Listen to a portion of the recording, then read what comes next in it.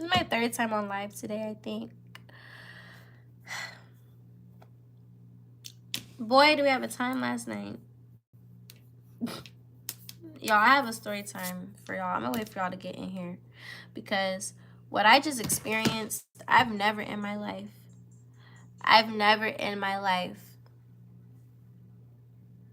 gotten so heated in a club like that outside of a club that I was working at. The last time I got this livid was when I threw a customer's food over the bar because he wanted to play with my money. He wanted to play with my money. And he thought shit was sweet. I threw his food over the bar. Because either the drink and his food was going to end up on him or it was going to end up on the floor. So I chose the floor. I chose the floor. How y'all doing?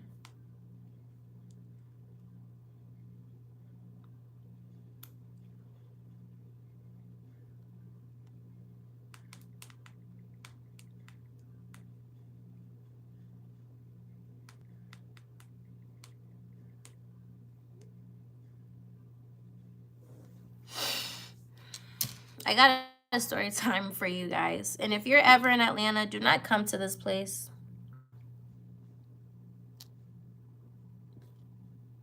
Do not come to this place. And I'm finna snitch. I'm finna snitch in cold, but y'all gonna catch my drift though. Y'all gonna catch my drift. I don't get angry. It takes a lot. It takes a lot to get me angry. It takes a lot to get me upset. It takes a lot, actually. I'm not a fighter. I'm not an aggressor. But I am assertive, and I know how to defend myself. And I just feel like people are too comfortable disrespecting people and disrespecting women. And I don't fuck with that. And then I also have an issue with people not holding their folks accountable for being disrespectful. I don't like that. I don't like that. You know, it's like I can have a lot of emotional control, you know what I'm saying? But at some point, like us sweet ones, we have our limit too, and we have our limit too at some point. But it's like it's from a higher scale, it's great to have emotional maturity so that you don't crash out. But then at the same time, it's not okay for people to think they could just come at you crazy. So it's like you got to choose between, okay, I'm going to let this person slide before I F them up because we can really go there. Or, or just let, you know, you can either let them have it or you can let it go. You say, can you give me something? What you trying to give me?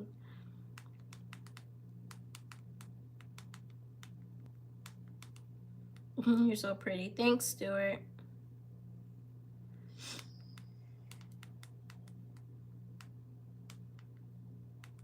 This is why I stopped going out in Atlanta.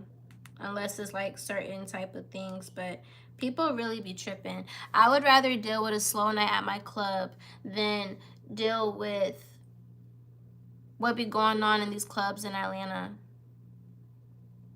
Not all of them. Not all of them. Not all of them. Sure.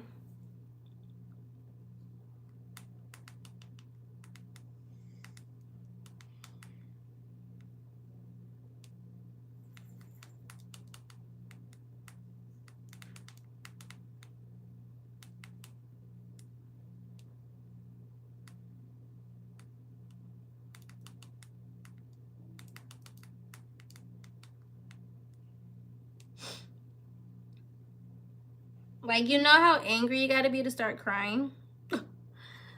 You know how angry you have to be to start crying? That's what happened to me.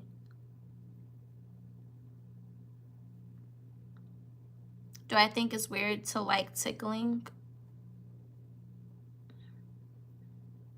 No? I mean, if that's your vibe. Do I work at Studio 66? You look familiar. I think I've had you before. I don't know what Studio 66 is. But, hold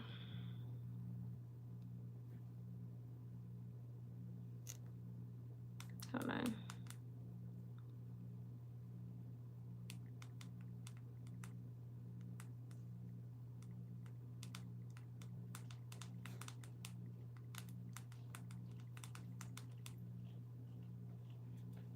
You gotta tap. I do. Yeah, I do. If you tell them I threw glass on them? I didn't even start the story yet. I'm finna tell them right now. Oh, okay. I'm finna tell them right now. Hey guys, so I almost got arrested and I don't give a fuck. Oh, excuse me, I don't know if I can say that on here. But I don't care. Because he shouldn't have did that. Bruh. I was gonna tell them. You can take a shower. Okay.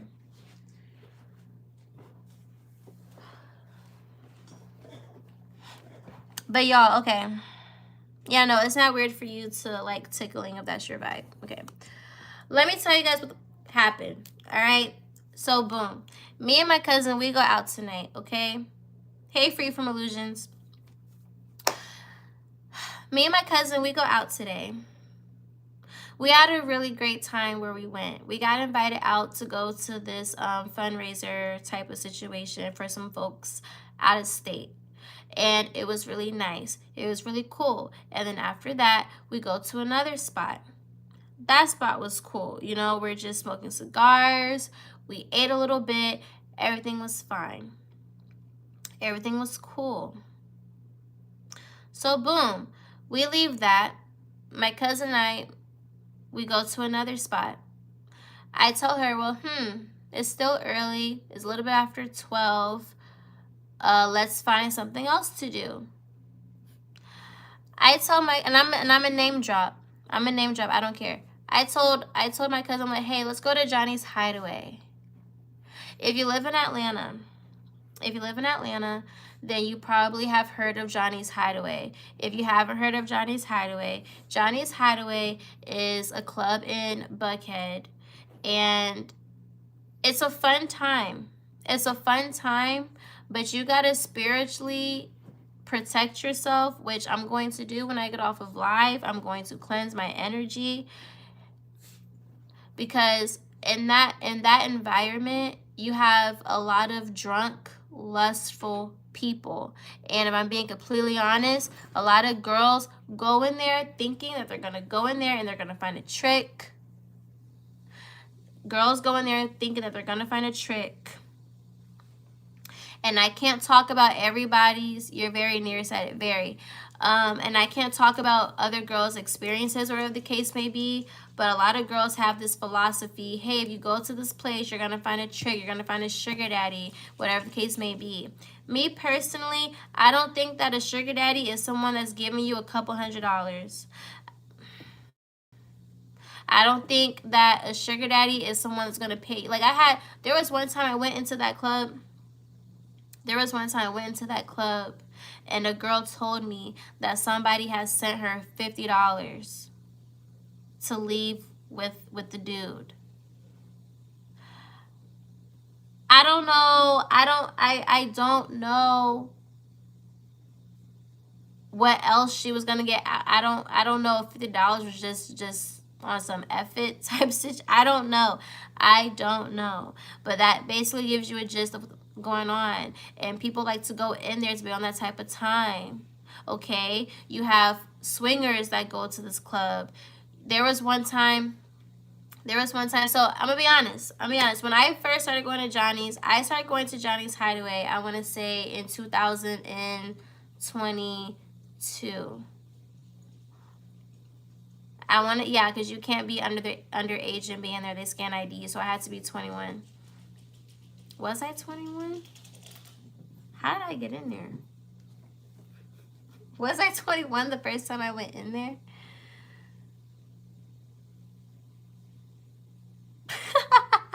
I don't remember. Was I? Because I'm thinking of the timeline. I'm thinking of the timeline of when I met that dude. Damn. Damn, they might have just let me in there underage. I don't remember. 2021, 2022. I think if it was 22, I'd be early. I had to be 20 years old. Wow. But anyways, when I first went to Johnny's, I heard that it was a good fun time. Yes, I did hear that there was tricks and sugar daddies, whatever the case may be. But me personally, when I first went, I wasn't on the hunt for a sugar daddy or a trick when I was going there.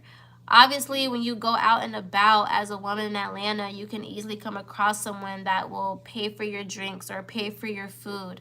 But I don't think that makes somebody a trick, honestly. A trick isn't someone that pays for your food or pays for your drink at the bar. I feel like that's just in nature. Like when you go out, a lot of men, you said, yeah, fuck Johnny's Hideaway. But I feel like if we're being completely transparent, when women go out, or you guys are men, right? When you guys go out to the club or a bar and you see a girl that's attractive, or you're just a guy that's lit and you're enjoying yourself, what do men typically do? Hey, let me buy you a shot. Can I get you a drink? Niggas love to get you drunk. I don't drink. I don't like alcohol. If you guys see me drinking alcohol, it's either A, it was my birthday, someone else's birthday, or I forced myself to take the drink. But I'm not going to enjoy it. I'm not going to drink all of it. And I don't enjoy alcohol, period, point blank. But, period, when women go out, men, 9 times out of 10, are going to want to buy a woman a drink or whatever the case may be.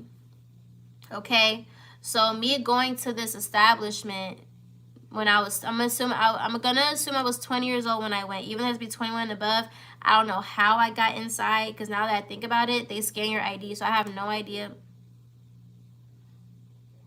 I don't know. But I was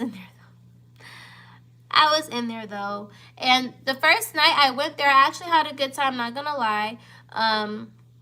I ended up meeting these guys. They were basketball players. They played, I think, overseas. They were American, but they played overseas. And they were really cool. Like, I did not have sex with the guy, like, or nothing like that. Like, I literally just went out by myself. I told my sister, hey, I'm going to Johnny's Hideaway. It's my first time going. I'm just going to see how it is in there.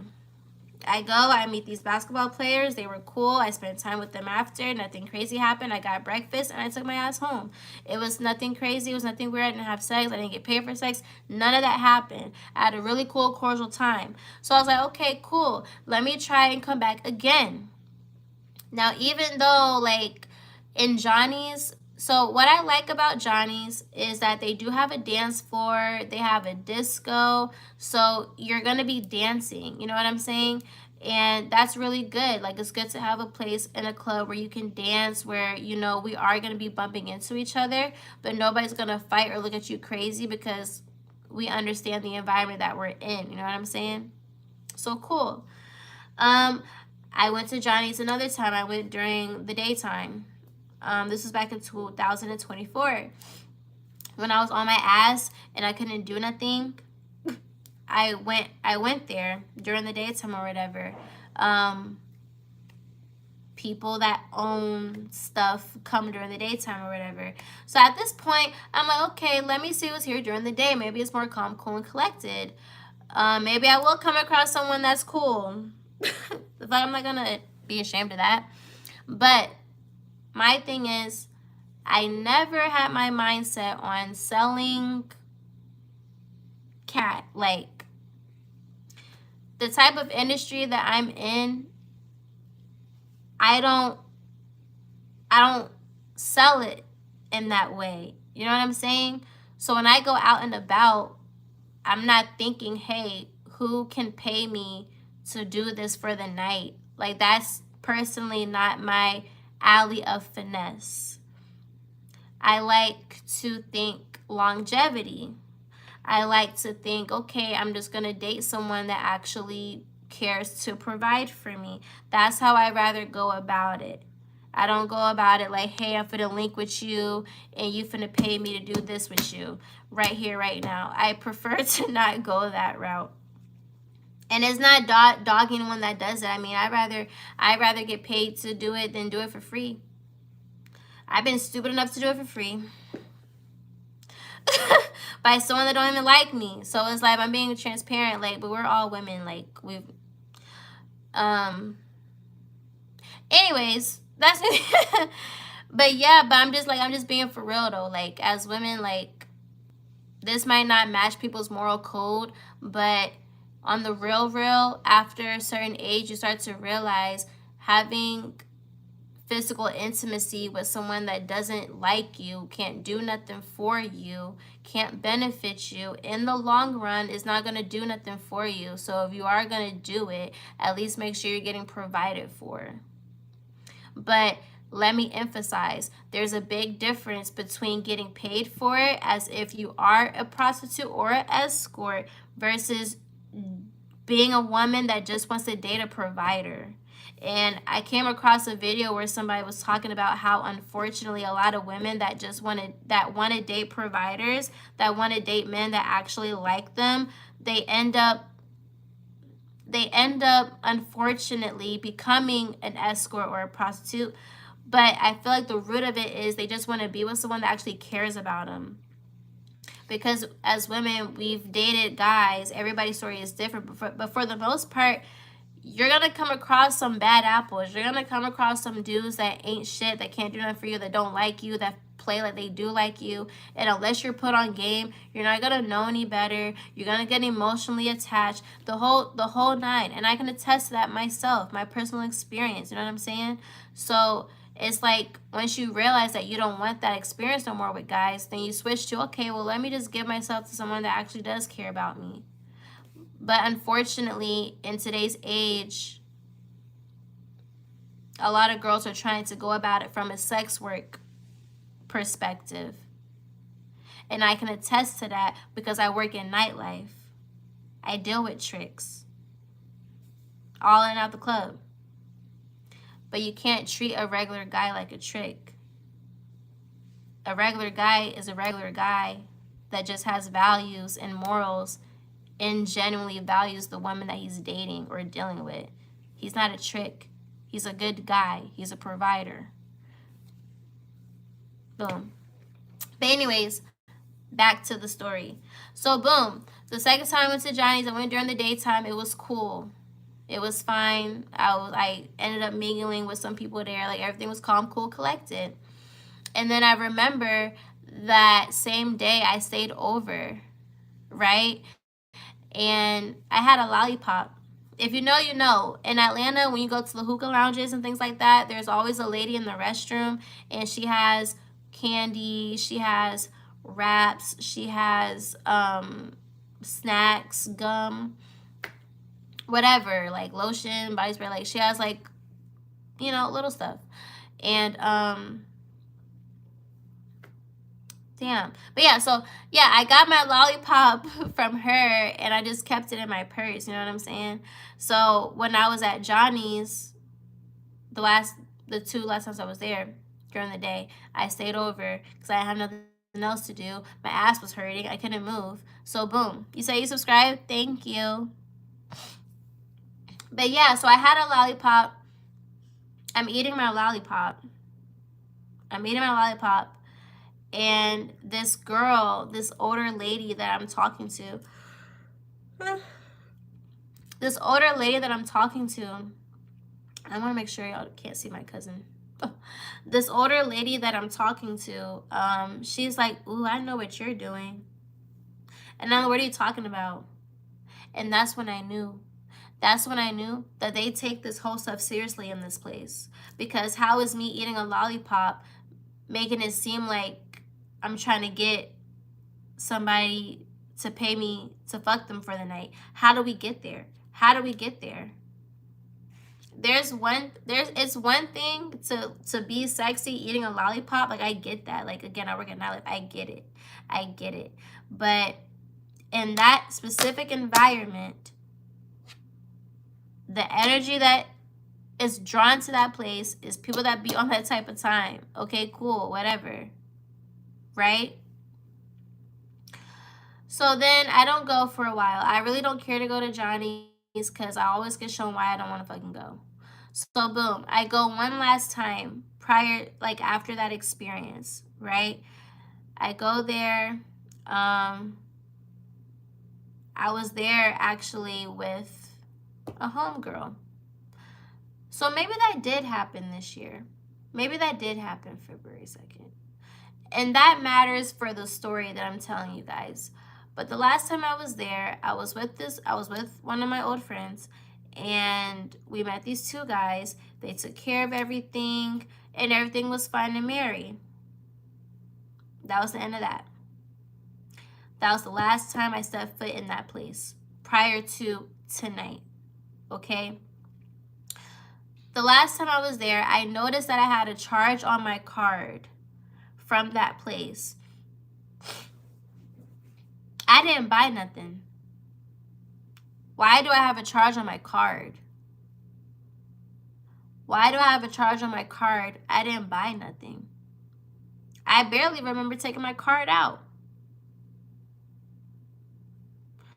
And if I did take it out, and if you knew that this nigga paid for my stuff, why are you still charging my card? And again, Johnny's Hideaway, 9 times out of 10 as a woman, you're not paying for anything. Because remember how I just said niggas love to get you drunk? I don't drink. So guess what they're going to buy? Me food. Because I don't drink. Okay? So for me, I'm like, who the fuck still charge my card knowing goddamn well they got paid from this nigga and probably tipped? Like, come on. So that was the last time I went because I'm who the fuck is playing on my card? So I had to call my bank. I had to get a new card, and they said that I can't use my card in that establishment no more. Okay, cool. Fast forward to tonight. I tell my cousin after we got done doing our other adventures, I'm like, okay, let's go to this. You've never been, let me take you. It could be a good time. I already gave my cousin a fair warning about how the niggas in there be trying to look for hoes, how the hoes be looking for tricks, and all this extra. I already put her on game with that. But I was like, you can still have a good time. They have a dance floor. They have a disco. The niggas are going to try to get you drunk. They're going to try to get you drinks. But you can still have a good time. You can have a good time. Okay, so boom. So we go or whatever, right? I should have known the minute that we went inside there was going to be some bullshit. Now we get into, So boom. We walk inside. They scan our IDs. They automatically like, oh, you can't come in. I don't know what you mean you can't come in. I've never in my life came to an establishment where niggas keep track if you owe a tab or not. My fault. Mm-hmm. I've never in my life went to an establishment where when they scan your ID, they have first of all, they have a security guard.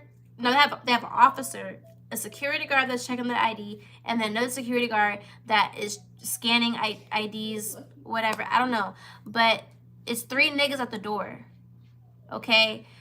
The nigga look at my ID. He scans it. Something shows up. He then gives it to the bald-headed nigga behind him. Excuse my language. Yeah, this is my cousin. But yeah, so he gives it to the bald-headed dude. The bald-headed dude was like, yeah, you can come in because you have a charge. You didn't pay for your tab. I didn't pay for my tab.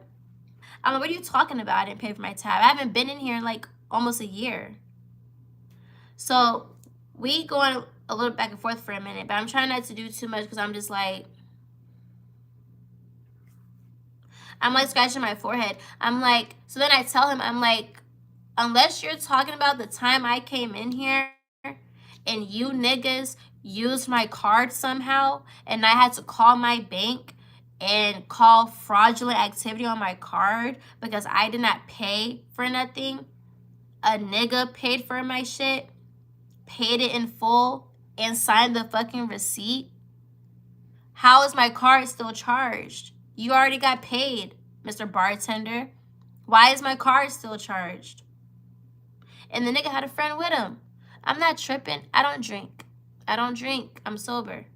So that didn't make no sense to me. And I'm drunk and I still know what's going on. Right. So I'm just like, I don't know how, but whatever. I digress. So boom, we walk out, right? We walk out, and then I end up calling somebody, and I'm like, well, if I'm finna get in this place, I'm not finna use my own money. Fuck that. So boom. Somebody has sent me some bread. We'll leave that there. So boom, I got the money. So then we go back, right?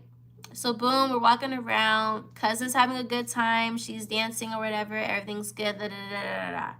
And then this is where things turn left fairly quickly. All right? Boom. There was a guy that was dancing on my cousin. I was dancing with another guy.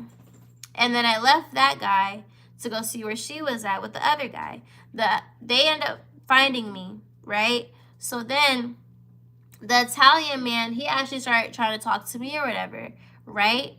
Off the rip, the Italian man, he's trying to talk to me like I'm on some hoe shit. He's all like, yeah, you know, I really like you. I want to make love to you. Let's go on a date. Da, da, da, da. I work in nightlife. Again, what did I just tell y'all? My intentions is not to come across someone to pay me to fuck them for the night.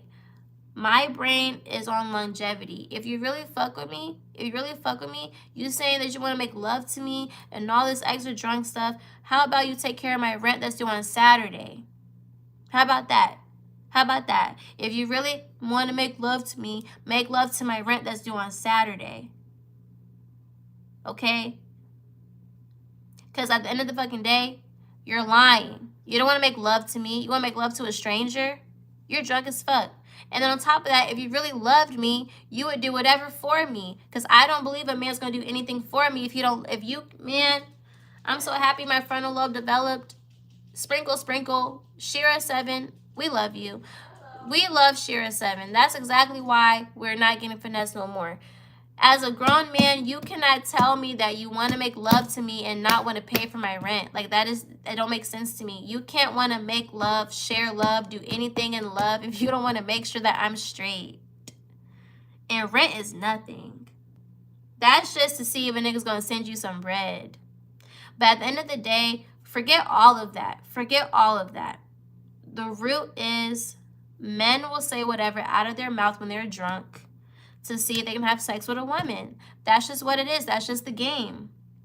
So me knowing the game, I'm not finna go off your words, because you can easily fuck on me and then dip and disappear or start to act funny. Or maybe you're a true, genuine guy and we can be friends, but that's not the case with everybody. And as a woman, especially a young woman, and me even practicing it to this day and having to be aware, at the end of the day, you cannot go off of people's words, go off of their actions.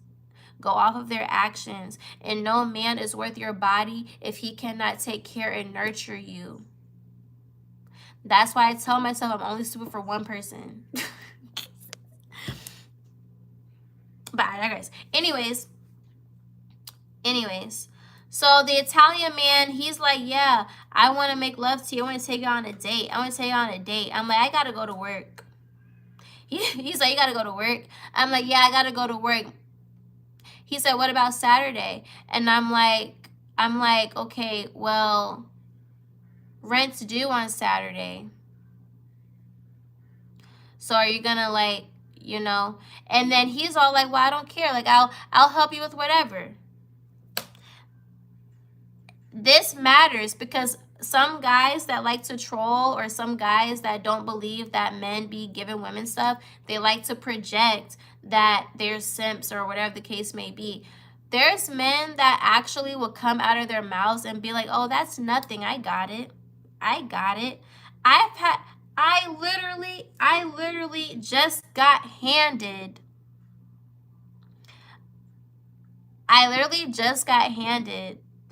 $700 from someone that I just met. I met him at my club. He wanted to meet with, we met at Starbucks. Keep in mind, first of all, let me tell you about this. For the people in the back, there's so many different type of guys out there. This is my type. I'm going to tell you my type of person that I like. You meet me at the club. He's a very respectful man. Very respectful. Dances are only $10 per song. This man pays girls $100 per song. And he just sits there. The club I work at, they don't let the guys touch us. They don't let the guys touch us while we're dancing for them. That's facts. When you get hired, they literally tell you, hey, when you're giving them a lap dance, you need to stand right here. They're not allowed to touch you. Our VIP rooms have open windows in each room. Niggas can see what's going on in there. So guess what's not happening? Sexual activities. And it's crazy. I was told that some shit still be going down. And I'm like, how is that even possible? Because I can literally be giving a lap dance right here, and then the VIP room is right here. It's separated, but there's still a window. I can be standing up and see what the fuck going on in the room. So how is that possible? And that's when it teaches you, hey, you don't have to do extras for money. You're already getting paid. At this club, they make sure you're paid up front. They make sure you're paid up front. They have a guy that escorts you to the back, and then we all have our own personal waitress in the VIP rooms. They make sure we get paid first, okay? So just keep that in mind. Keep that in mind, right? So with this guy, he pays $100 per song. When I first met this man, I danced like 3 songs for him. He gave me $200. He came back the next day or the day after. I only danced the same 2-3 songs. He gave me $300. So boom, I'm already at $500 off 2 days of seeing this guy, right? So then he's like, okay, well, I like you. I want to meet with you.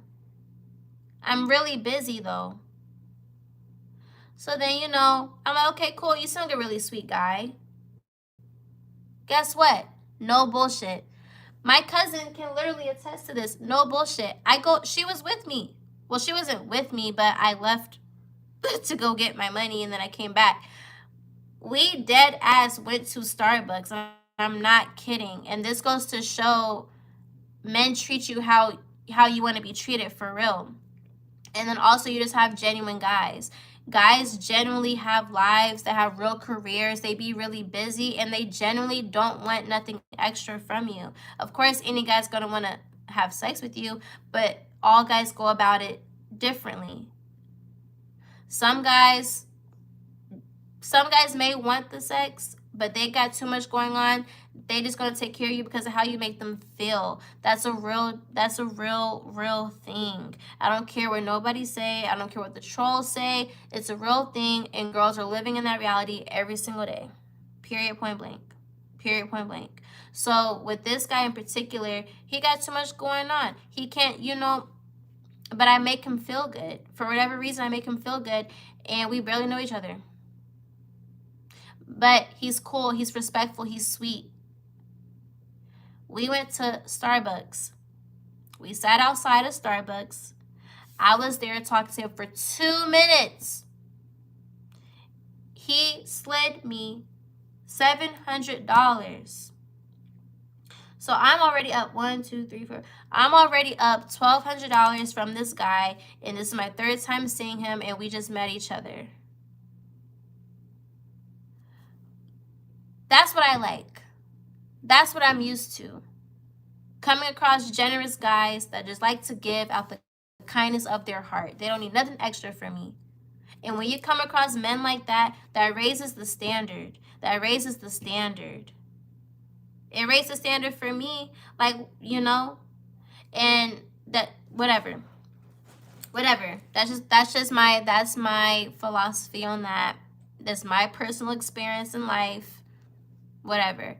So a guy like that is what we would consider a trick, but really it ain't tricking if you got it. He got it. It ain't no trick. He know what he doing. So whatever. He's not. I don't want to say that he's a trick.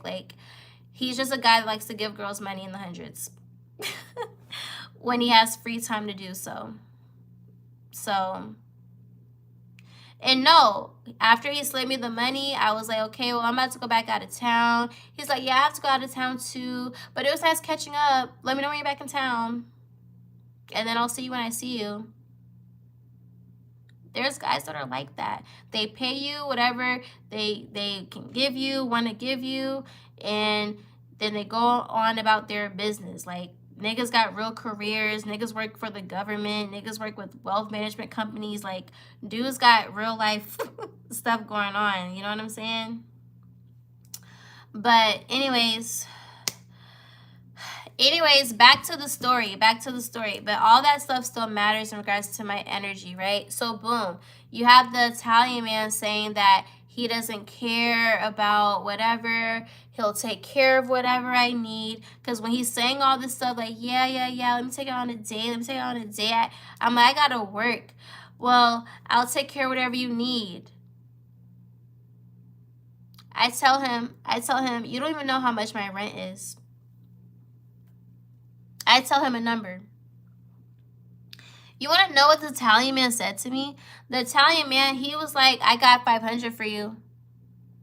And I'm being so transparent right now in this video. I'm being so transparent because I want you guys to understand the conversations that are being had in real time. Because y'all be trolling, thinking that girls be tripping. No. No. There's guys out here that will literally come to you as a woman. They don't know you from a can of paint. And they will come at you and be like, hey, I got $200. I got $300. I got $500. I want to make love to you for $500. What am I going to do with $500? My rent isn't even half of what? You split my rent in half. It's not $500. You want to make love to me? How you want to make love to me and everything you're saying out of your mouth is sex. You don't want to develop love with me. You just want to fuck me. And that's fine. But for women that aren't aware of the game, you need to be aware of the game. They be using they're liars. Can you blame them? Can you blame them? Can you blame a man for trying? I don't blame men for trying. I work in the nightlife industry. I get it. So I don't really be fazed by it. I don't be fazed by it. I just find it really funny. At this point, I find it funny. When he told me $500, I was like, oh, I don't even want to go on a date with you. As a matter of fact, I don't even want to go on a date with you to even see if you're somebody that I would even enjoy spending time with in real life. If you think, after the number that I just told you, you think that I'm supposed to be okay with $500? On top of that, I know you lying to me. Is you cool? That's why I'm like, these men really be on that type of time.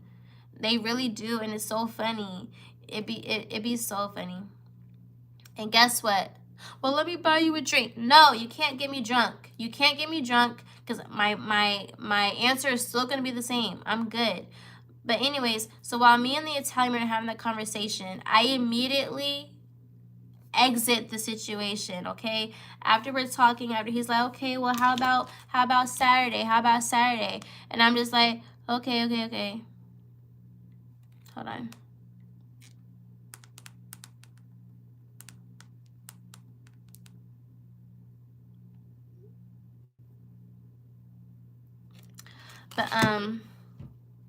But yeah, what was I gonna say? Yeah, I wanted to get out of that situation. I wanted to get out of the conversation. It wasn't benefiting me.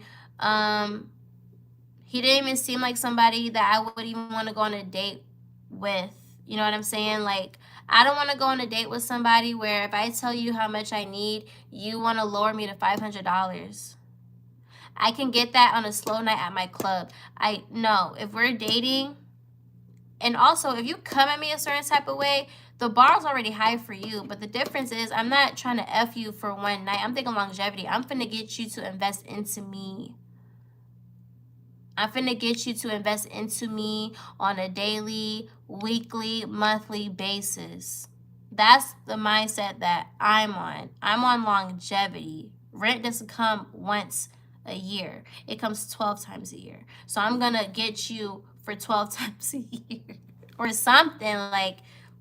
But if you already coming at me lustful when you first meet me, I have every right to come at you like that.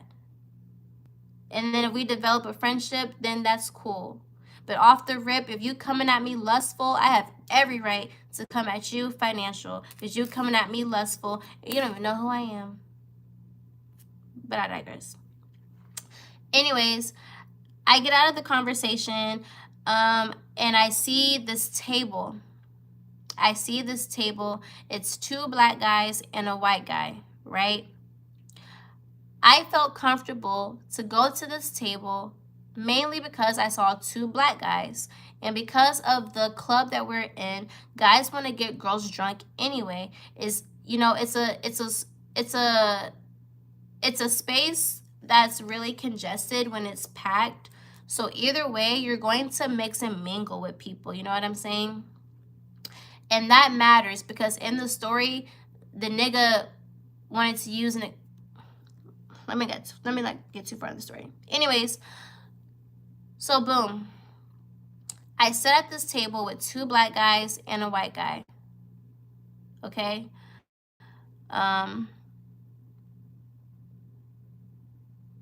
Like your fake brother. I don't know what that means. But I sit at the table. The minute I sit at the table, I tell the guys, I'm like, hey, just start talking to me. Keep in mind, let's say that I wasn't trying to get out of a situation with someone that went to fuck me for $100.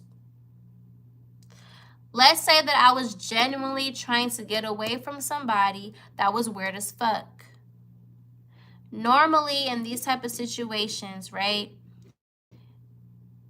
when as a woman, if you're uncomfortable, and I've done this before, so that's why I don't know why it flipped tonight. I don't know what the fuck niggas got going on. But typically as a woman, if you feel unsafe, if you don't feel sure about what's going on, you can typically go to the nearest person and they can typically use their common sense and catch on to what's going on and play along to make sure that you're safe. Especially grown-ass men at that. Let me stop cursing. Especially grown men. Especially grown men. You should care to make sure a woman feels safe. As a man, you should want a woman to feel safe in your presence. And if not, there's something wrong with you. There's something wrong with you. If you don't want a woman to feel safe in your presence, that's literally something wrong. But anyways, I sit at the table, I tell the guys, hey, can you guys just act like everything is cool? Like, just talk to me. And then they were like, you trying to hide from somebody? Are you hiding from somebody? And then I was like, I'm hiding from somebody, but I'm also looking out for somebody at the same time. I was like, I'm trying to look over my cousin. I was like, I have my younger cousin in here. It's her first time in here. I want to make sure that she's good. That's what I tell these 3 individuals. 2 black men and 1 white man, okay? So, boom, I'm looking around. I'm still trying to make sure I'm aware of my whereabouts. I'm making sure that my cousin is good, and me and the guys are talking, right? Then all of a sudden, I don't know how we got to the topic of the white man's skin color, but there's a bald-headed black guy. There's a black guy with a black shirt, and then you just have the white nigga. The bald-headed black guy, I guess he started the joke. I don't know. He was like, yeah, he's not white. He's albino. And then the white man repeats it, yeah, I'm albino. And then I'm like, what does that mean, albino? And then that's when the white man wants to make a joke. And he thinks I'm dumb and I'm not going to catch on to it because niggas don't know me. Niggas don't know that I work in nightlife. They don't know nothing. So then the white guy's like, yeah, I'll buy no. I buy nothing. He's like, I buy nothing. And I'll admit, that's funny. That's funny. Okay, I get it. It's funny, but I didn't come to this table trying to sell y'all my pussy, for one. I literally told y'all why I sat down. I literally told you guys, I'm trying to hide from somebody and look out for my cousin. Where the fuck did you get, I'm trying to sell pussy? Where did you get that? Where did you get that? But I digress. But it's just the fact, like, the bald-headed black guy, I knew that he was just playing around. And then the black guy with the black shirt, he was just there. But the white guy, he sounded very, very, very, very, very, very, very, very, very, very, very passive-aggressive in his response. Like, I feel like he really, really, really thought that I sat down to try to sell my pussy to these people. Like, I was just a random person that just sat down that type of time. Even though I specifically, explicitly said why I sat down. These men don't know me. They don't know me. They don't know how many times I've been to Johnny's Hideaway. They don't know that I know what niggas be on in here. They don't know nothing. So I'm a complete stranger and you talking out of your neck. First red flag. First red flag. You said it's better than Netflix. But anyways, yeah. So basically, the white guy was basically trying to say, I'll buy no, like, I'm not buying nothing. I'm not buying no pussy. That's what he said. So I just left him alone, right? So boom, the conversation carries on. They keep talking. You know what I'm saying? Like, I'm slick laughing with them. I'm slick still trying to make sure that my cousin is good. And, you know, also at the same time, I'm trying to figure out why the fuck this white-ass dude is talking crazy to me. And then a few minutes after, I see this guy. I'm looking at this guy, and I'm like, wow, I think I know this guy. And I did know this guy. He looked at me. He was like, I think I know you. So I'm all smiles. I'm like, oh, my gosh, I do know you. So I hug him and all that good stuff. Everything's fine. I sit back down. Someone just randomly proposition you, basically. But, yeah, so after I hug the dude that I know and he knows me, I sit back down. This is where the story gets good. This all happened an hour ago, by the way.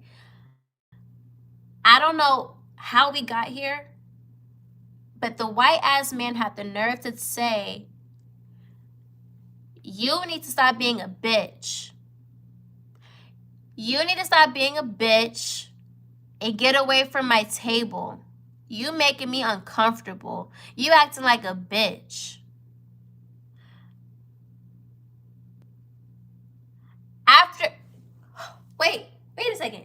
Before he called me a bitch. Before he called me a bitch multiple times. Before he called me a bitch multiple times. I had to check. You said, I'm telling you what the fuck just happened to me an hour ago. Before he called me a bitch multiple times, trying to say that I came to their table being a bitch, they tried to say that I was on some hoe shit. I told them, I'm like, it's so funny that the black guys, I was like, it's so funny that your white friend thinks I'm trying to sell y'all my pussy when I just came to this table leaving a dude that thought I was going to sell my pussy for $500. So that's so crazy that I just got accused of selling my pussy and I got called a bitch. Whole time I came to this table because a nigga thought I was going to sell for $500. Again, niggas don't know me. You don't know what I do. You don't know my other life. You don't know shit. You're just talking crazy out of your neck. You saw, are there any bouncers in this place? Yeah, they suck. They suck. They suck. Because the bouncer is the one that didn't want to believe me when I'm over here telling him, hey, the last time I was here, I didn't use my card, and I called my bank, and I told them niggas that I had fraudulent activity on my card at this establishment. I can't use my card here no more. And he was like, well, I can't do shit about it. He basically didn't give a fuck. He didn't give a fuck. Okay, whatever. And then on top of that, the thing said the last time I was there was February 2nd. February 2nd? I don't remember being at Johnny's Hideaway February 2nd of this year. If I was, then maybe that whole dinner that me and my other friend went on with them two niggas at Marietta Diner, maybe that did happen February 2nd. But I generally don't remember. I thought I was with another nigga. Because I was definitely messing around with somebody in January. But you know what? Either way, whether it was February 2nd or sometime last year, I still didn't have to pay for nothing, and I still had to call my bank because I had fraudulent activity on my card. So regardless, I didn't use my card to pay for nothing, regardless of the motherfucking date. Anyways, back to the white ass nigga calling me a bitch and assuming that I was a hoe. I'm telling the bald head black guy, I'm like, and this is when I start crying. I start crying because I got triggered and I got mad. When I get mad, I start crying. I don't get mad. I don't get mad, bro. I really don't get mad. It takes a lot to get me angry. It used to just be my family. My family used to be the only people that could ever get me so angry to where I want to fight. I'm not even a fighter. I am a lover.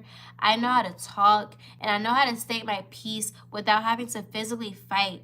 I can get into a disagreement with somebody and be like, you know what? We can agree to disagree, but I'm going to still stand on how I feel, and I can be understanding of how you feel, but there's no need for us to fight. We are two grown adults. Dead ass. But for some reason, I just got really triggered tonight. Maybe it's a lot of built up emotions. Maybe. But regardless, it's just the fact that y'all should have been in my shoes. Y'all should have been in my shoes. I've never in my life got disrespected by a white ass person before that called me a bitch multiple times. And then you got two black niggas. My nigga, I don't even like to put race into it. I don't like to put race into this shit because I don't see color. But for some reason, I feel like I was in the Twilight Zone. There's no way you two men, we are the same race. I don't even like to use the word black to describe us because we're more than that. But that's a whole nother conversation for a whole nother day. Either way, my nigga, we're niggas. We look alike. It's two of y'all versus this dude. Y'all gonna let him talk to me crazy? After I just told you guys why I'm sitting here? I'm a 25-year-old young lady.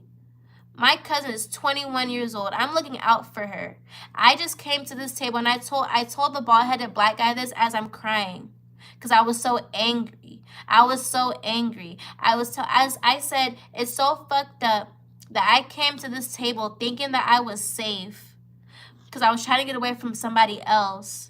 I see two people that look like me. I think I'm safe to sit here. And you guys could just play along like I know you guys already. And I have a clear view of where my cousin is. I have a clear view of the exit door. We right here in the middle. Ain't shit gonna happen to me right here. And I said, that's so fucked up. That's so fucked up. And I was like, you can't even hold your boy accountable. I was like, he needs to apologize. The bald-headed black guy, he's like, I don't think he's gonna apologize. And I'm like, okay, so what if I was your niece? I told her, I said, what if I was your niece? What if I was your cousin? What if I was your daughter? What if I was someone related to you? And a white-ass person just talks them crazy. Accuse them of being an escort, a hoe, a prostitute. And then on top of that, want to call you out of your name. And then you want to try to be like, it was a misunderstanding. I was the one that made the albino joke, not him. It wasn't him. It was me that made it. We was trying to make you laugh. The bald-headed black guy, he was like, it's just a misunderstanding, you know. We was just trying to make you laugh when you sat over here, but you kept looking around and it looked like you weren't really attentive in the conversation. So that's why you thought you were being a bitch. I don't give a fuck. And then I said, you know what? I know you're lying. You know how I know you're lying? Because if I wasn't happy sitting here, why the fuck did I give a person a happy go marry hug? This nigga tall as fuck. The person that I hugged that knew me, he's taller than these niggas. He's big as hell. He's a white guy. He was a white guy that I hugged. I was all smiles and happy. I wasn't mean mugging when I got to the table. If I was mean mugging, it's because your white ass friend said something crazy to me, thought that I didn't know what the fuck he was talking about. So I'm genuinely confused. What the fuck is albino? Because I didn't come over here saying, hey, you want to buy something? I never said that. I never said that. So I'm confused. So now I know that you enable your bitch ass friend's behavior. Y'all are grown ass men. I swear these men had to be in their 40s and 50s. The white ass man definitely old as fuck. He was definitely in his 50s or 60s. He was old as fuck. The black guy in the black shirt, he ended up just walking away. The nigga that's trying to calm me down, he's like, why are you walking away from confrontation? Why are you walking away from confrontation? Stay. The bald-headed black guy, he sees me crying, and I tell him, I'm like, I don't even get mad in clubs. I was like, this is the first time I've ever gotten this mad in a club before. I was like, you got me out here looking like an angry black woman. And I'm just like, I don't even do this. I don't do this. But I was like, it's not okay for your friend to talk to me crazy, call me out of my name, and then you just sitting here over here enabling his behavior. And I was like, I'm spiritual as fuck. I'm very self-aware. For you two to be black and you got this white ass nigga thinking he just talks to people crazy like that, let it be one of your people. Let it be one of your people and see how you feel. See how you feel. And then the bald-headed black guy, he was trying to hone me down. I literally was telling him, like, I dead ass want to throw this glass of wine at your friend's face. He needs to apologize. He's just not gonna do it. He's trying to like calm me down. Then he's like, damn, I feel really bad. You're crying. I feel really bad. And I'm like, yeah, you should feel bad because you got this bitch ass nigga in y'all's trio talking to women crazy. And I was like, I came over here because I thought I was safe. That's what's crazy. I came over here because I thought I was safe. I thought I was safe from a weird ass Italian ass nigga that thought I was hoeing for $500. I thought I was safe. And then what's so crazy, the guys at the table, they were like, you know, we're typically used to the girls here. They're typically really friendly, or, you know, they are trying to sell something. I don't give a fuck. I came at this table and I specifically told you guys to pretend to have a conversation with me. And I did it with a smile. I did it with grace. I didn't come at y'all crazy. And then I was honest about why I was sitting down the minute I sat down. So the white ass nigga had no reason to project his energy onto me. Period. So now I'm upset because I can't do nothing. I can't physically do shit. And the black guy's like, don't do anything because you're gonna get arrested. You're gonna get arrested. It's not worth it. So as I'm sitting here trying to calm myself down, I'm crying. The black guy feels bad because I'm crying. You feel bad, but you still not checking your homeboy. So as I promise you, I've never in my life told somebody fuck you in my life. That's how I know I have some built up anger. The anger that I felt 2 years ago, dead ass came out tonight. Like, I've never in my life cursed somebody out. I was telling the white ass nigga, fuck you, fuck you. I was like, I've never gotten like that. I've never gotten like that. I'm kind of scared of myself. I don't do that. I don't do that. I don't do that. It takes a lot to piss me off. But you just don't go around disrespect. Like, even the trolls, you know what I'm saying? Like, y'all can't make me upset. But I feel like because I've never experienced somebody being so rude to me that was a different race, you typically hear about that shit online. But I never, ever, it's something you just gotta experience. It's one thing if niggas just talking, but it's another. Like, you gotta think about it. You gotta think about it. When I came in, niggas already tried to say I couldn't come in because of an unpaid tab that they linked to my ID. Whole time I haven't been in here in over a year. Who the fuck is using my card here? Huh? So I'm already like irritated by that, and then we moved on from that too. I already know what type of time niggas be on in this club, but I'm trying to put that to the side to still have a good time, because you can still have a good time. Niggas is dancing to Promiscuous Girl by Nelly and Timbaland. That's my favorite fucking song. I'm having a good ass time. My cousin's having a good ass time. She's dancing. Everybody's good. Everybody's fine. And so, boom, imagine sitting at a random table. Granted, it was a random table, but how many times do niggas come up to random girls at the bar? Okay. So, boom, I'm sitting here at this table with two people that look like me. I feel like I feel safe from this weirdo that thinks I'm gonna fuck him for $500. No. So I'm finna sit down and I'm telling y'all what to do.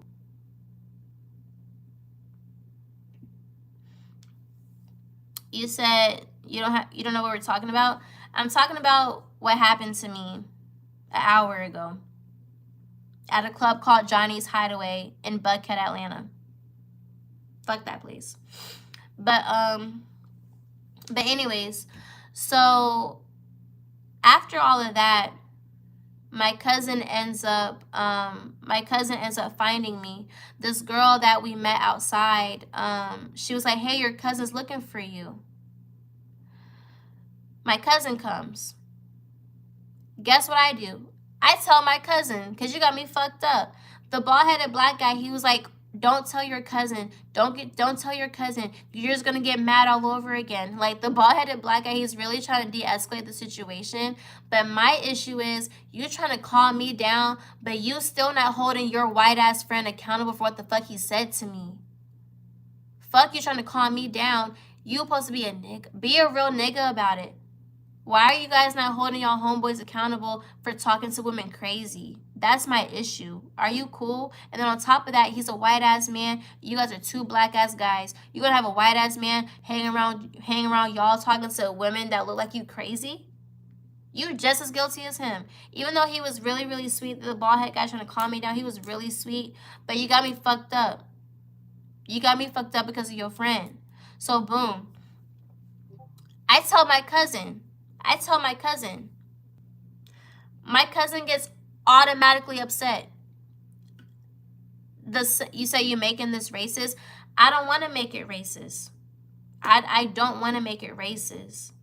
But I feel like some people in other races feel like they can talk to people crazy because they know that if that person does something, they have a greater chance at going to jail than they do. It is what it is. It's the world that we live in. Niggas know that they can try you because of how you look, and you have a greater chance of going to jail, getting arrested, getting your ass beat, getting your ass pepper sprayed versus them. And that's just what it is. And I just feel like if you are a black man and you have a white friend, they have no reason to talk to a woman that looks like you crazy. Because why should be the other way around? If it was a white woman, you think they're gonna let you talk to her crazy? If it was a Mexican, Latina, Hispanic, Caribbean, Australian, whatever the fuck, niggas are gonna stick up for each other. Niggas are gonna stick up for each other, period, point blank. I don't give a fuck. No matter what country, niggas gonna stick up for their people. They're gonna stick up for their people. I was not sticking up for by two people that I felt safe by in the first place. That's my mistake. But yeah, I tell my cousin automatically upset. So she's banging on the table. Don't call my cousin a bitch. And guess what my cousin does? She breaks the glass. The wine glass that I wanted to pour on him, she ended up breaking it. It shattered everywhere. Now niggas want to stand up and act all scared and shit. And guess what? The white man's still talking out of his mouth. He's calling us dumbasses. I said, fuck you. And you know what's so crazy?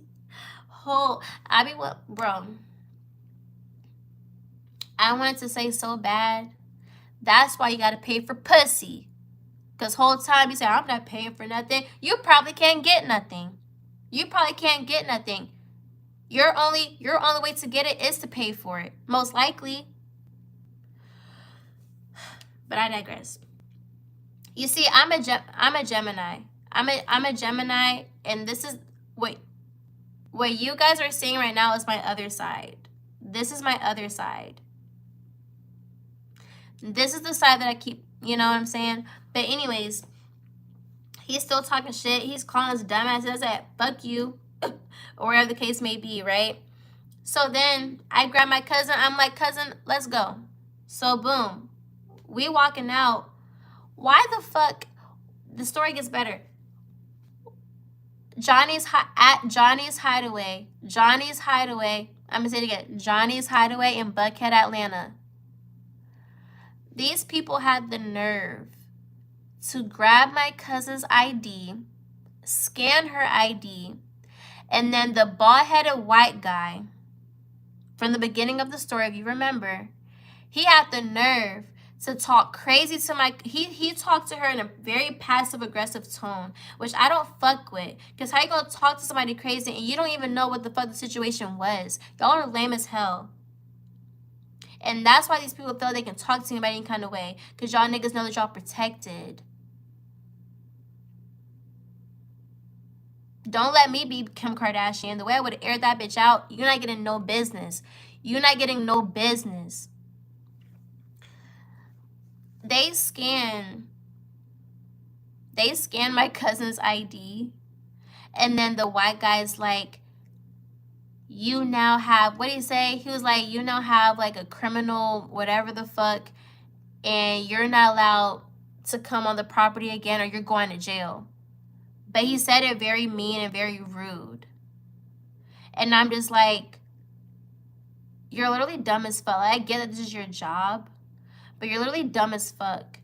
Because you don't even know what the situation was for my cousin to even do that. And quite frankly, it could have went way worse.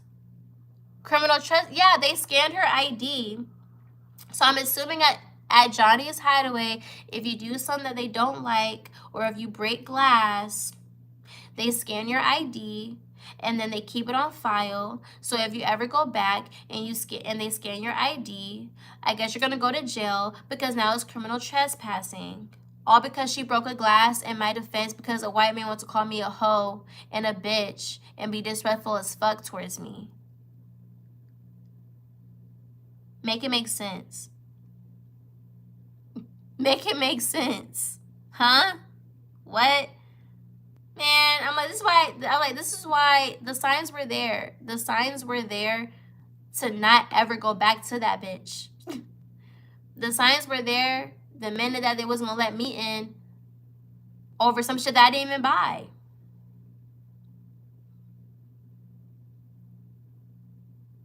So, and now we're here. And now we're here, and I'm here to tell my story. Now we're here, and I'm here to tell my story. Them niggas is crazy, bro. It is so stupid. Like, it's so stupid. It's like in hindsight, I shouldn't have let somebody call me a bitch multiple times, like, get me upset. But it's just the way that it was said. It was the way that it was said, and then it was the way that the whole conversation went about. Because first of all, who the fuck are you telling to get up off your table? Last time I checked, is your name Johnny? Is your name Johnny? Do you own the lot that we're on right now? Are you paying the people that work here? Are these people on your payroll?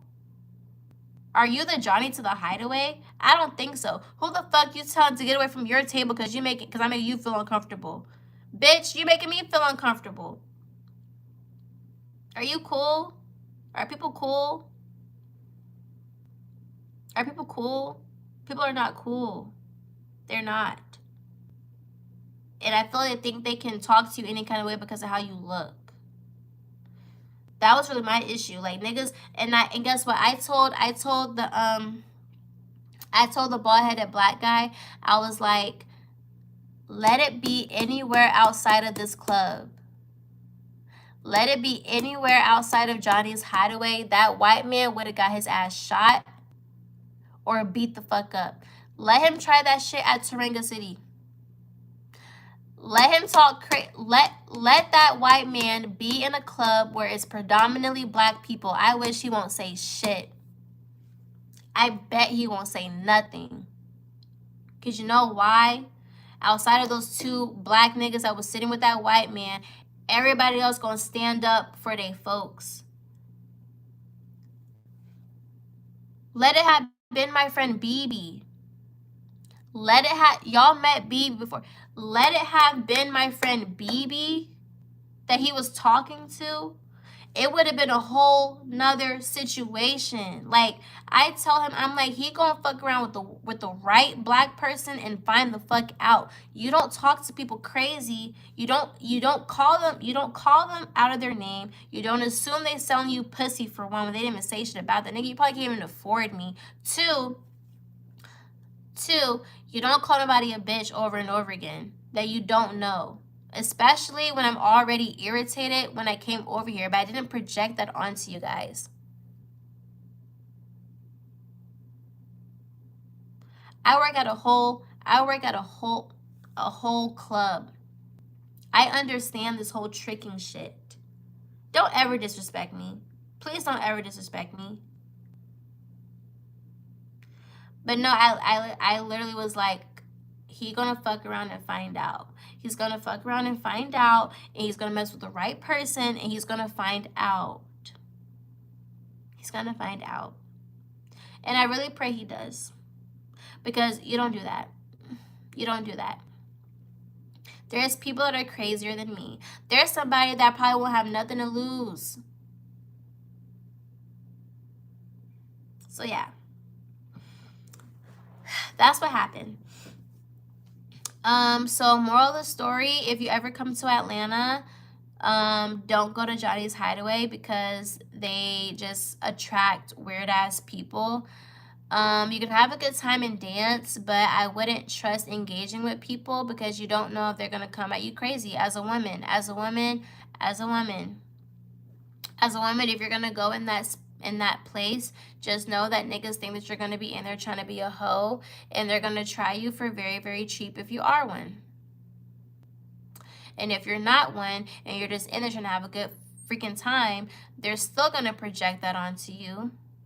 And then if you feel unsafe, you can't even trust the bouncers because they're weird as hell, and you can't trust your peers that look like you because they're also weird as hell, and they're just gonna enable the people that they sitting with and then blame on the alcohol. So moral of the story, don't go there. Don't go there unless you're gonna get on that dance floor and don't talk to no motherfucking body in that bitch, and you're gonna take your ass home peacefully. Other than that, don't go. Don't go. Don't go. Your card may end up having random ass charges on it. You're going to be blocked from going from the shit you didn't do. The folks rather put a criminal charge on you or say you can't go there no more than try to understand what escalated that situation in the first place. And then if you're a woman and you want to sit somewhere because you want to feel safe to get out of a situation, niggas going to end up having a friend that's weird as fuck disrespecting you, and they don't put him in check. So save your makeup, save your outfit, save your heels, and just fuck that place. Don't go. Don't go. And if you do, be safe. And if you are going to be a hoe, up the price. Because, if a nigga's telling you, oh my God, I want to make love to you, but then only give you $500, I told that dude, I'm like, you can just hand that to me right now. Is you cool? But yeah. I think that I should never step foot in that establishment again.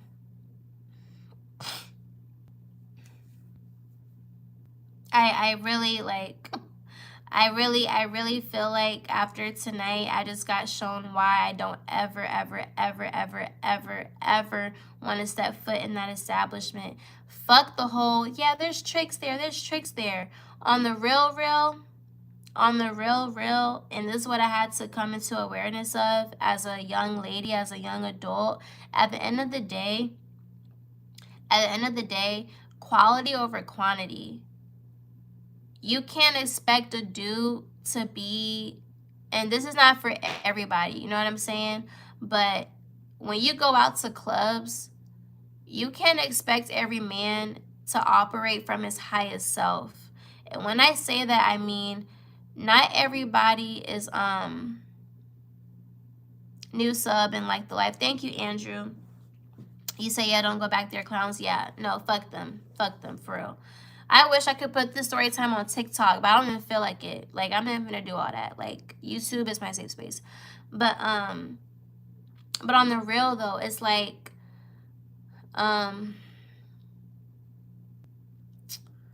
when it comes to this whole tricking topic, sponsor, getting a dude to pay for things, whatever the case may be, I don't think that finding somebody in the club is the best way to go about it, especially in a place like Johnny's. Like, you have people that are under the influence of who knows what. Niggas probably coke the fuck out. I love white people, but they do the hard drugs. We just drink and smoke alcohol. And smoke weed. They do the hard drugs. You know what I'm saying? They be on that shit. So it's like, you just don't know. You don't know what substances people are on. You don't know how much they've had to drink. And again, I don't drink alcohol. I don't like alcohol. I don't enjoy it. I don't need it to have a good time. I have a natural high. I'm good. You know what I'm saying? So it's like that. Keep in mind, I work at a strip club and I don't drink alcohol. When I started stripping, I wasn't drinking alcohol. I wasn't even smoking weed. I didn't start smoking weed until a year after I started dancing for real. You know what I'm saying? Or within that year, like later on in that year. So I've been sober doing my line of work for a while. You know what I'm saying? So it's like, I'm aware in those type of spaces, you have people that are operating off of so many different energies, so many dark, low, lustful energies. And that's what's in Johnny's Hideaway. And I personally don't fuck with it. I don't fuck with it because they think they can just come at you crazy. You can't come at everybody crazy. Just so you can't come at everybody like a hoe. Y'all niggas don't want us to come at y'all like a trick. Don't come to us like we're some hoes. I am a lady. Don't judge me off what I do to pay my bills. Don't judge me off of my past. At the end of the day, in this present moment, I'm a grown-ass adult. I am a lady. And I never stop being a lady. And you're going to respect me. When you go to these type of environments, men don't respect you. When you go to these type of environments, they think that you on the same type of time that they probably found somebody else on. I don't believe in finding a trick or a sponsor in a space where they're not in their right minds. I would rather be living my life in the daytime and come across somebody organically. If it is going to be at nighttime, I'd rather it, like, sometimes you can come across people in the club. But I feel like in Atlanta, it's so weird. Like, niggas you meet at nighttime are so weird. Like on some real shit. Like, my person at nighttime gonna have to be somebody that got dragged out of the house. Or they're not living here.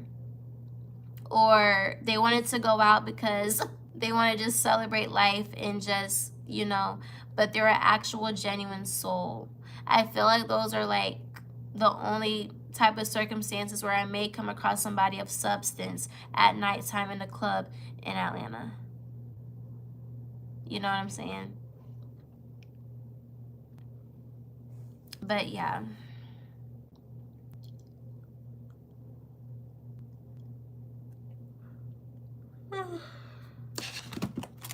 That shit was crazy, y'all.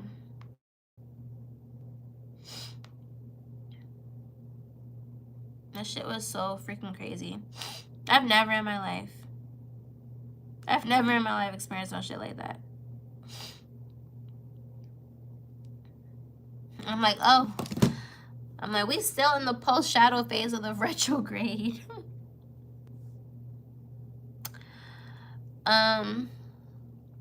What made me join the Naked Hustle? What made me join the club? When I was 19 years old, I was living with my mom. I had moved back to South Carolina. I was staying with my mom. And it was a very unhealthy environment. Niggas didn't even have a bed. I didn't even have a bed. Again, like, when I say this, I'm being, like, transparent. I'm being very transparent. And I love my mom to this day. We have a better relationship. Apologies have been given. So I'm just sharing my testimony at this point. I love my mom. But back in 2020, oh, that was the last and final time I stayed home. Around that time, I wanted to start pursuing dance choreography. So if you've been following me for a while, or if you look on my Instagram, you see that I do dance choreography. I started to practice my own dance choreography in the house. I just wanted to pursue dancing. My mom and her boyfriend wasn't fucking with that. They thought I was doing OnlyFans type shit on the internet. Which the stuff that they were referring to was like, I'm literally doing choreography. I was teaching myself actual choreography from YouTube. Like, I was dead ass like dancing. I was dancing heels choreography in some thigh-high boots that my mom bought me from freaking Shoe Carnival.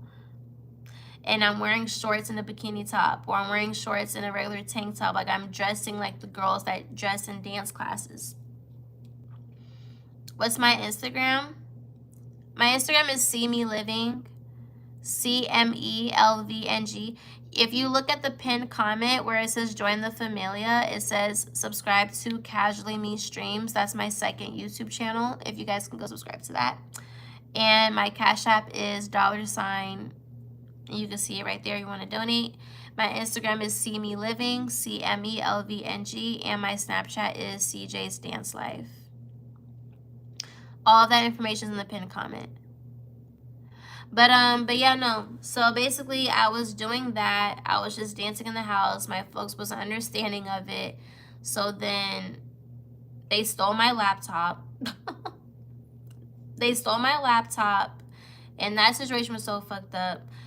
My mom made me pay her to get my laptop back. So I had to sell majority of my investment money to get my laptop back, which my laptop is what I was using when I had my business during the pandemic, thetrueaura.com, and I was selling shea butters and shit, right? So I had all that going on. They stole my laptop because they thought that I was on some OnlyFans shit. Whole time I'm just dancing the choreography.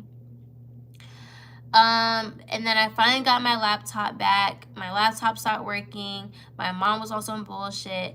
I said, I'm not coming back here no more. So I left, met my boyfriend. And then I was like, well, shit, I need some money. So I ended up living with this DJ in Smyrna that I met from Clubhouse. If you remember the Clubhouse app, it was popular during the pandemic, where a bunch of random strangers talk to each other. Yeah. So I ended up living with a random stranger that let me live with him in Smyrna. And I had a boyfriend at the time. He wasn't living in Georgia, but he was just driving past because he was working. And he actually found me from the incident at my mom's house because I was physically assaulted by her boyfriend. And I posted on Facebook. I'm just airing out everything. Yeah, I posted on Facebook. I got physically assaulted. I got picked up and thrown physically out of the house by him. Had my body fucked up. and I posted about it. And then that's when I think one of my friends had shared it or something on their Instagram, and then that's how my ex-boyfriend found me, because he texted me giving his condolences. And then I was like, thanks. And then we started talking, and then I was like, I need to get back to Atlanta. He said, oh, I'm about to go to Atlanta, how about I take you? And that's how I met my boyfriend, my ex. So boom, we go to Atlanta. I'm living with the DJ in Smyrna. I'm like, okay, I gotta get some money. I was really into pole dance at this time, and so I was like, okay, what can I do where I can get paid to pole dance? And I was like, stripping. So at this time, this was like 2021, January 2021. In Atlanta, they had like lounges that just had like strippers or whatever. You don't have to get fully nude, right? So I started in those environments. I started at lounges that just had strippers. I started in environments where they would promote like, hey, Schoolie's gonna be performing here, like rappers and shit, ATL rappers, like, yeah, and you just paid at work. That's when I started. And then when I left Atlanta and then I came to Charlotte, that's when I started working at strip clubs. And that's when I started doing my YouTube vlogs, my stripper vlogs, and the rest is history. So yeah, I started dancing because I was tired of living with random strangers, and I also genuinely like dancing. I do dance choreography for real, and I genuinely enjoy pole dancing. I was doing pole before I even got into a club. So yeah. And when I was 19 going on 20, I got my first apartment in Charlotte, North Carolina. 2022, I moved back to Atlanta, and I told myself that I wanted to start taking dance training seriously, and that's what I did when I moved out here. And then a month after, I started working in film production as a production assistant. And then January 2023, I got my first car. So yeah, that's a synopsis of my story time on how I became a stripper. But I literally have all of this documented. Like, you guys can literally just watch my YouTube videos from 5 years ago. I literally was vlogging every single day. Like, I said this before, like, I deleted a lot of videos because I had copyright on them and I couldn't get monetized. So yeah, but I literally was vlogging every single day. Like, I was vlogging on my phone, and I would put out a video every single day. I was working. I didn't have no car. Keep in mind, this is 2021 I started stripping. I didn't get no car until 2023 when I came back to Georgia. I was Ubering from Gastonia. Listen, I lived in Charlotte. My first strip club was in Gastonia. So that's like over 30 minutes, 30, 40 minutes. And Ubers were cheaper back then. I was doing day shift and night. I was working 2 clubs. I would go to my white club, then I would Uber to my black club, and then I would go home, and I would be documenting everything. I would edit on my phone, upload it, and restart the day. I was doing daily stripper vlogs. I was getting thousands and thousands and thousands and thousands and thousands of views on those videos. Yeah, I was working 2 clubs every day. And then Charlotte got too slow for me, and then I started travel dancing. So yeah, that's like my mini story time of my life.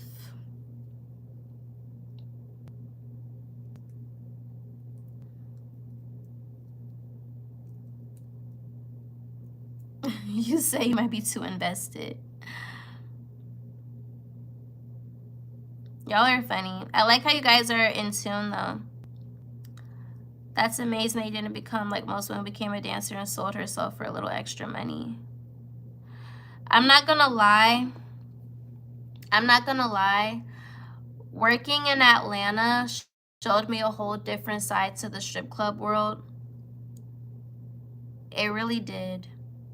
Where I came from, where I started dancing at, in Gastonia, North Carolina, the country, a whole bunch of white people that played nothing but rock music.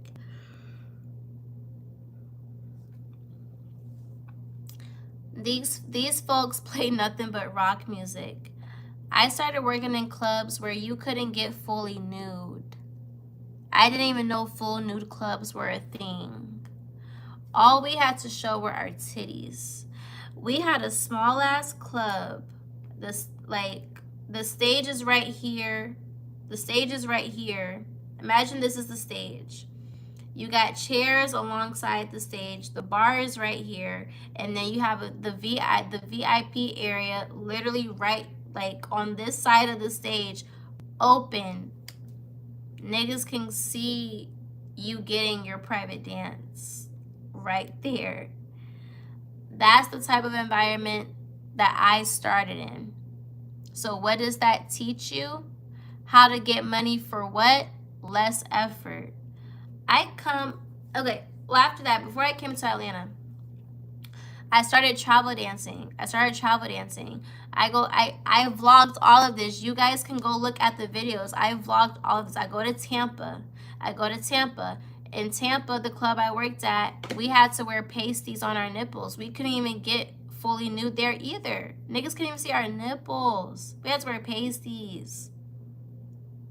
So I'm coming from environments where I don't even gotta get fully nude. $20, $30 per song. The VIPs are open? And the guys are still paying? Oh, yeah. Okay, and then I go up north. I go to Raleigh, North Carolina. I can charge $1,000 for an hour of my time. I'm still 20 years old. I'm 20 years old, about to be 21. Realizing that there's so much more to the stripper shit. And then I met this girl. I don't know if she still watches me on YouTube or not, but even though we had a very interesting falling out, I still commend her. She's the reason why I'm not afraid to ask men for money. And she's the reason why I learned how to finesse to get money. So I appreciate her. She found me from my YouTube vlogs. Again, I was 20 years old when she came across me, and she basically put me up on game. Even though I thought she was a stripper, like she used to send me like money that she would earn each night. Like this girl was getting like thousands and thousands of dollars. Whole time she was an escort. And she didn't tell me she was an escort until later down the line in our friendship. So I'm over here thinking, damn, I'm about to fly up north and I'm finna get all this money just from dancing alone. This girl was escorting. But it's like, it's no shade to her. Because at one point in time, I was like, damn, I might want to do the same thing. But again, I'm 20 years old. But even till this day, at the end of the day, escorting can be so many different things. You don't got to fuck for money, bro. There's guys out here that literally pay girls thousands of dollars to not have sex with them. And that's really the whole point. How to get what you can out of a guy without having sex with him, because men don't value sex the same. And it's not to say we're running game on dudes, but it's just facts. Like the way y'all's biology is set up, and I read a book about it. I read a book about y'all's biology. It's called The Male Brain. I read a book about it. You guys do not go about sex the same way that women do. We have a whole different biology. Y'all have a dick, we have a vagina. You guys thrive off of competition and being predators. We like to sit and rest in our feminine energy. You guys like competition. That's why y'all like sports and things like that. We like to shop. So it's like it's just two different. Anyways, I'm thinking she's stripping. She's an escort. But she still put me up on game. But we had a very, very interesting falling out. So I haven't talked to her in a while. But I pray she's doing really good. But anyways, when I started travel dancing up north and I started working at bigger gentleman clubs, that's when I realized that there's so much money out here. I don't gotta do nothing. Oh, bet. But it wasn't until I came to Atlanta. I was a VIP. No, I'm telling you, the clubs I started in, that's all we had was VIP. All we had was VIP. That's it. Like, there's no dancing on the floor. There's no table dances. My nigga, you finna pay to have a really nice dance in a private sitting area in the back. Okay? But yeah, but it wasn't until I came to Atlanta and I started working at the clubs in Atlanta.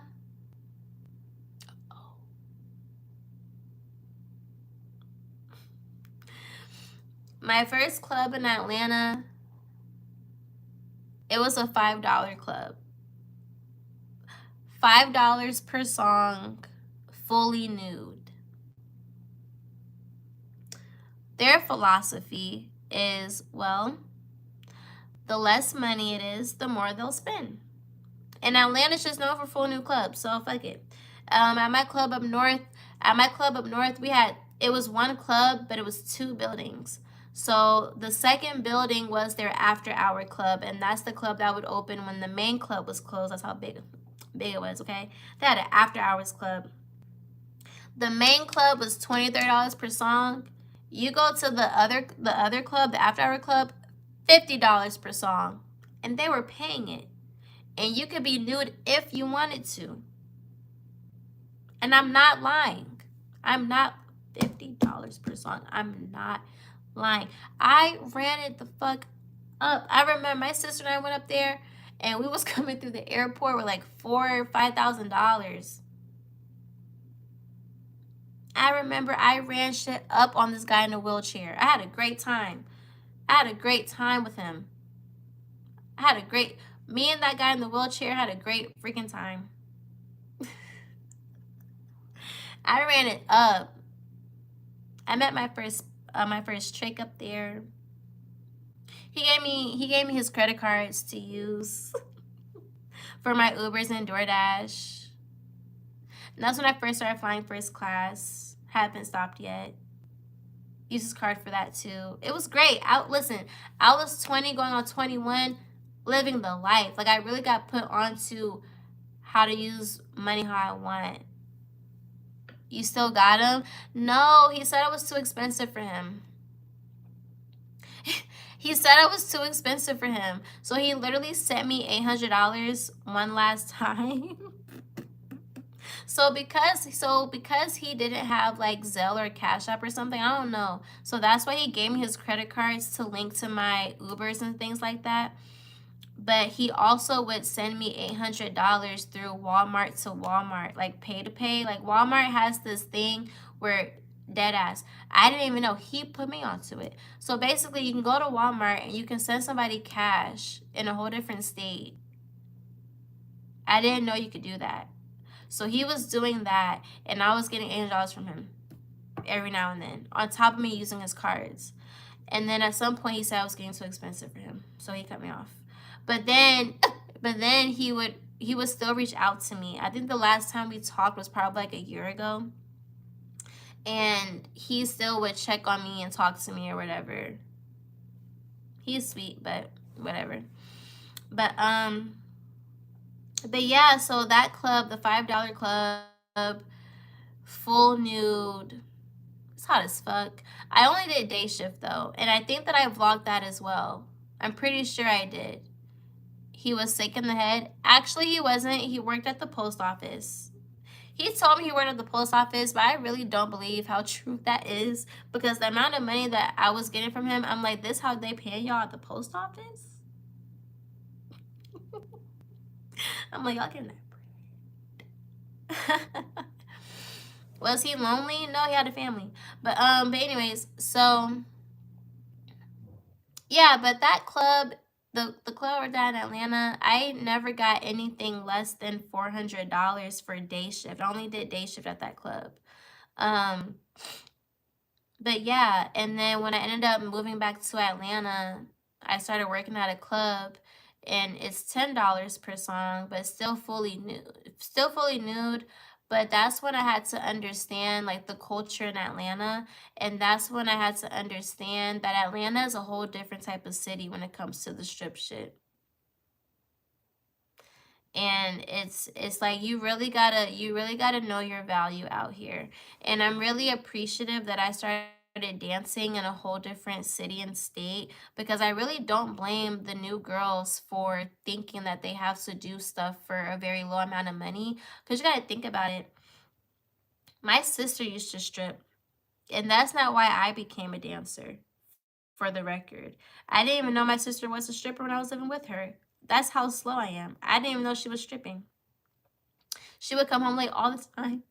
I would go in her room sometimes, and I would see like money just all over the place, and I just never ever ever thought to put two and two together. Oh, this is a strip club. There was one time I had to pick up the keys from her to go back to the house, and I just never put two and two together. Like, oh, my sister is a stripper.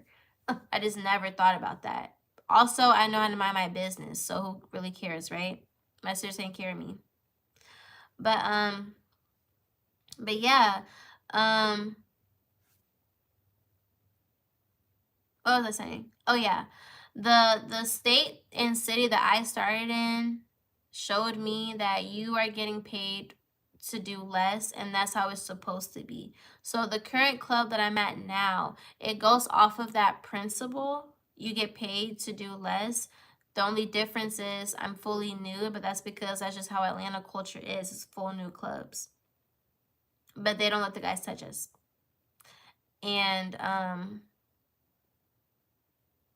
yeah. But being out here, like, it showed me a whole, because when my sister was dancing during what they call like the real prime years of the club industry as a whole. Men had more money to throw, more money to spend, like Waka Flocka, Travis Porter, Roscoe Dash. Like, my sister was dancing during that time period. Like, when Future first came out, like, she was around during like the 2010s period. You know what I'm saying? So she was there when shit was popping for real. So I'm working at my sister's old club. They're used to getting $1,500 to $3,000 in a night. So now you have this new time period where unfortunately sometimes it's hard to even get $500 a night, $1,000 a night, unless you got regulars or you know how to hustle and you know how to work the room. You know what I'm saying? You're gonna be struggling. And for me, even when it came to selling VIP rooms at this club, you had niggas that would literally look at you so crazy. $300? I would tell them I was at a club where it was $250 for 15 minutes of my time. The guys knew that, paid it. $500 for a half hour of my time. The guys knew that, paid it, tipped more on top of that. $1,200 to $1,500 of my time. The guys knew that, paid it. I come to Atlanta. This supposed to be Black Hollywood. This supposed to be where all the money's at, and y'all are tripping over $300. $300? Are y'all cool? So when I first came down here, that's literally what I was thinking. I'm like, there's no way you guys think $300 is a lot of money. These guys would be like, I can get $300 for an hour and get my dick sucked. Well, you know what? I love that for you. I love that for you. But A, I don't believe you. I don't believe you. I don't believe you. And it's not to say that the girls aren't doing it, but I really think that goes to show how innocent I really am. Like, I don't want to believe that anybody is really sucking dick in a club for $300. I really don't want to believe that. I haven't seen it personally. I don't want to believe it. So I guess I'm still innocent. I can't fathom that. I can't fathom that. But now y'all see why I thought that nigga was crazy at Johnny's Hideaway earlier today. You think I'm gonna make love to you for $500? Love does not sound like $500 to me. If you really love me, you would just give it to me. If anything. Are you for real? So that's why it's just like, but because I'm me, I had no issue selling VIP rooms. Like, I still got the dues to go back there. You're gonna give me $400. How about that? $400. I was doing $400 for a long time. And then once you learn how to finesse, then I'm like, okay, the guys that can't do the 400 but can do the 300, I'm gonna still take your money. But best believe the time is gonna be cut short. Unless he was a good guy and he wasn't crazy and I felt like he wasn't going to do too much, then I will keep the full time frame. But other than that, if I have to cut down how much money I want, I'm cutting down how much time. Now I'm letting y'all know how I hustle. But I actually have a video on here called How to Revamp Your Hustle in the Strip Club. So I'm really like, am I putting y'all on game? I don't know, but regardless, you gotta think about it. We're in Atlanta where these men want the most for little. So what sense does it make for me to give you what you want and I'm not getting what I want? I'm cutting down your time. You don't want to give me all that I want? Why would I give you more time? Make it make sense, because it don't. So respectfully, I'm not gonna give you full time. You don't want to give me full. You want to give me $400? You don't want to give me $400? Okay, you're gonna be back here with me for 20, 15 minutes. I don't care. I don't care. And Atlanta taught me how to be this way. You know what I'm saying? It's crazy. Maybe Atlanta is GTA for real. Atlanta is GTA for real. Atlanta, I don't want to say Atlanta took away my innocence, but it's all about location. It's all about location and where you place yourself. And I feel like Atlanta just taught me street smarts. And Atlanta taught me how to not get finessed by these niggas. Because they will. They will finesse you and they will lie to you. They will scam you if you don't pay attention. And if you're just doing shit just for the money, they're going to think it's okay. And they're going to keep coming at you like that. And then they're going to keep coming at other girls like that. You know?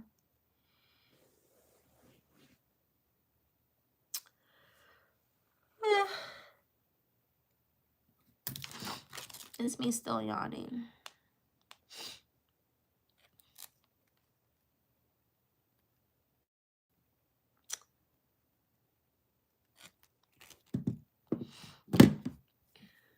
Have any guys ever tried to rob me? I haven't had anyone try to rob me. I've just had guys not want to pay me. Like, if you guys were watching my live when I first got on tonight, do you guys remember when I was saying how I threw somebody's food over the bar? Okay, so boom. I've only had a few occurrences where I had to deal with crazy customers. There was one time at my club in Raleigh, this German man got mad at me because I didn't have crack. I wish I was lying. I wish I was lying. I'm not lying. This German man that I did dances with, he got mad at me because I didn't have crack cocaine for him. Even though I never said I was a drug dealer, so I have no idea. I promise you I'm not lying. I'm not lying. And I think that's why I got upset tonight, because I feel like when that white man was talking to me crazy like that, it brought me back to that place where that German ass man put his hands on me and pushed me hard as fuck because I didn't have crack cocaine for him. So my self-awareness, spiritual brain is clicking. I think when that white man called me out of my name and was very aggressive in his tone with me, I think that reminded me of that German man that was physically aggressive with me because I didn't have crack. I think that's what it was, and that's why I got triggered. Because I wanted to beat his ass too. Niggas never want us to beat these niggas' asses. In the name of protection. But,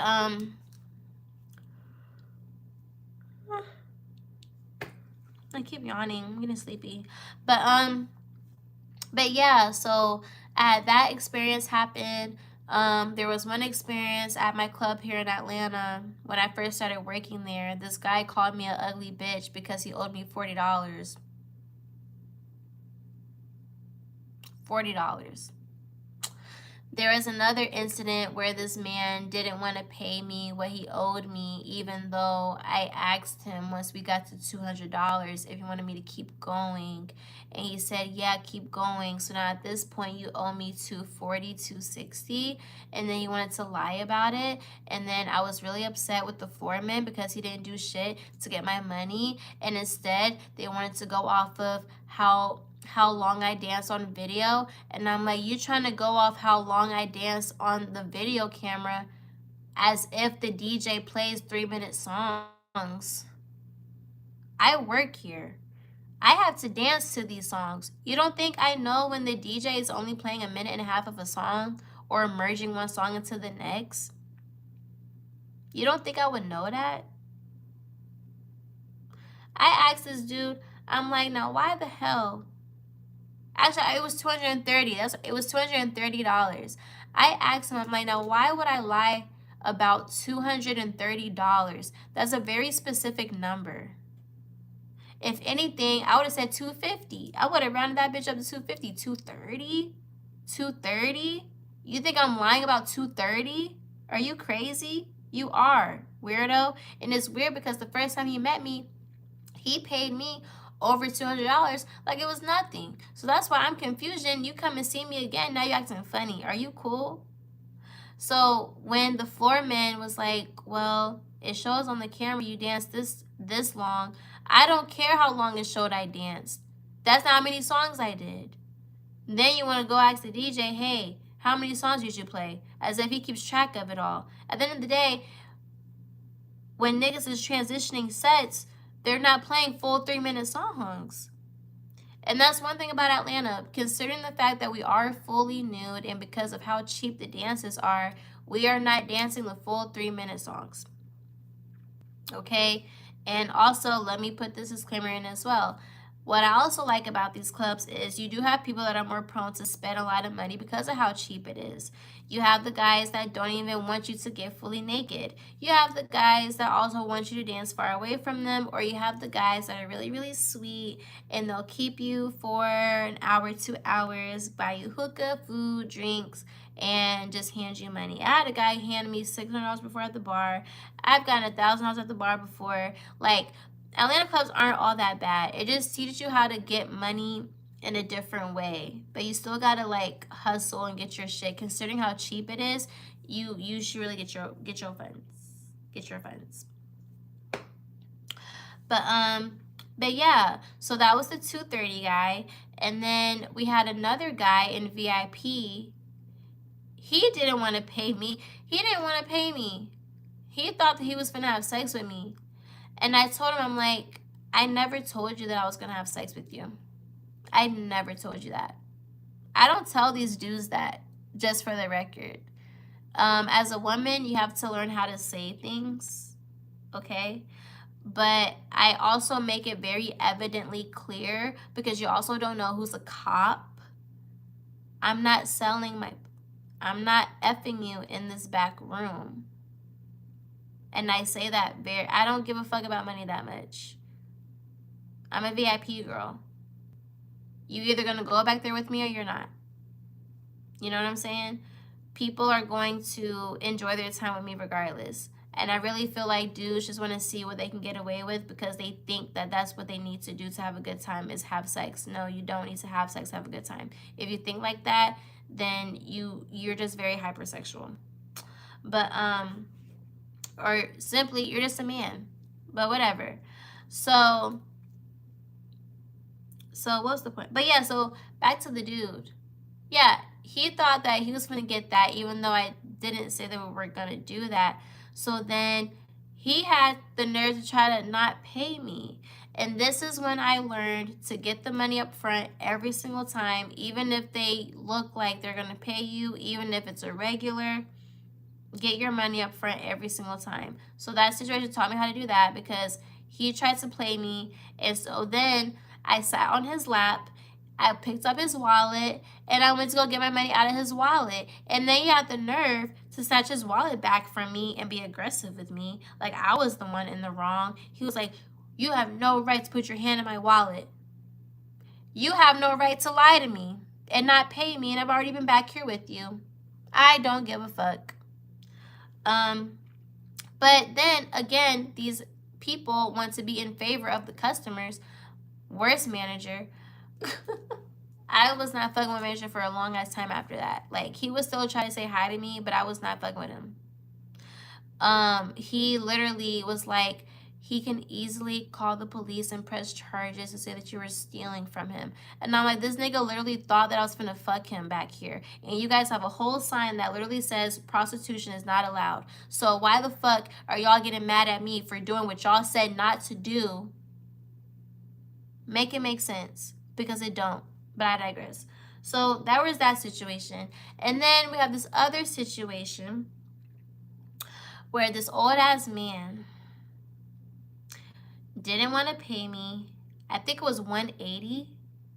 Yeah, so again, we're back with these random ass numbers. I think it was like $180 or something like that, or 2 something. Keep in mind, I asked this man after every few songs, "Hey, do you want me to keep going? Should we keep going? Should we keep going?" And he said yes, yes, yes, and yes. So I don't know what switched in his brain, but once it came time to pay me, he did not want to pay me the full amount. And then he wanted to say that I was lying. And then I got pissed off, because not only are you trying not to pay me, you also thought it was okay for you to touch on me in all type of ways that I didn't want to be touched. So now you felt like it was okay for you to disrespect my body, and now you don't want to pay me? I got so angry. I never got that angry before in my life. I got so angry. I looked at him. I looked at his food. I looked at his drink.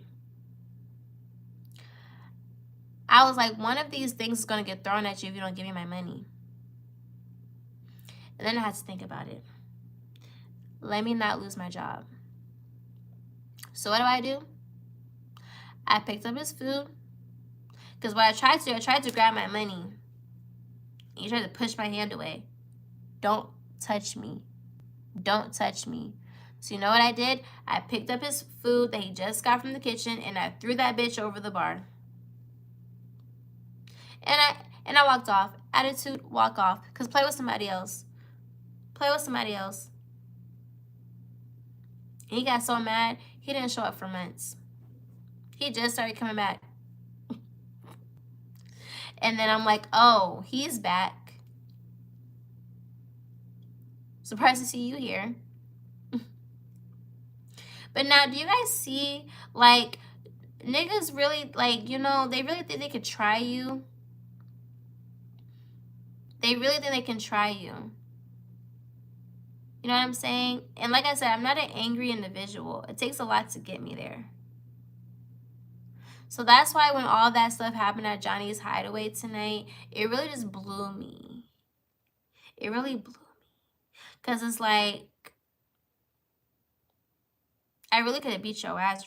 Now, I'm not even a fighter. I'm not a fighter. But I feel like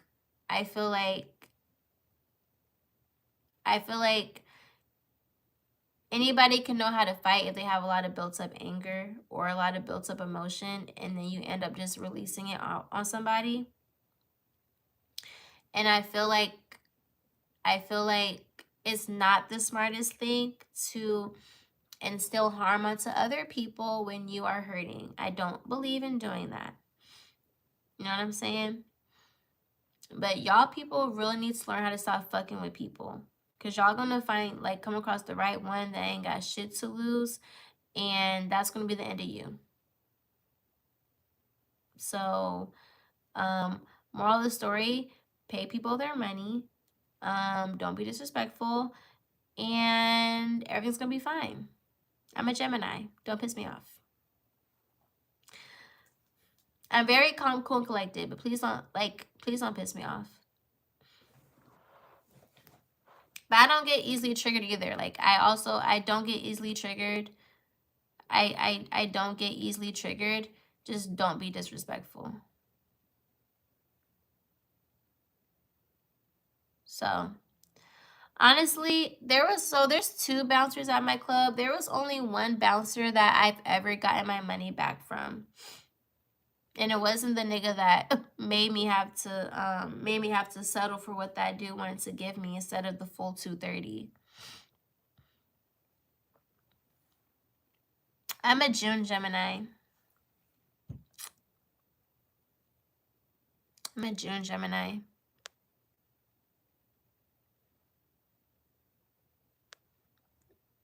Yeah, no, it is dangerous. People are crazy.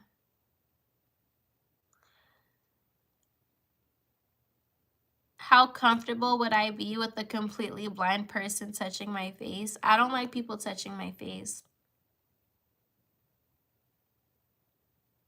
Like I hate when customers be trying to do that. Like, please don't touch my face. Cause they be like, oh, you have really cute dimples. Please don't touch my face. Unless I like you and unless we doing certain activities, please don't touch my face. You'll be 41 in a few days. I love that.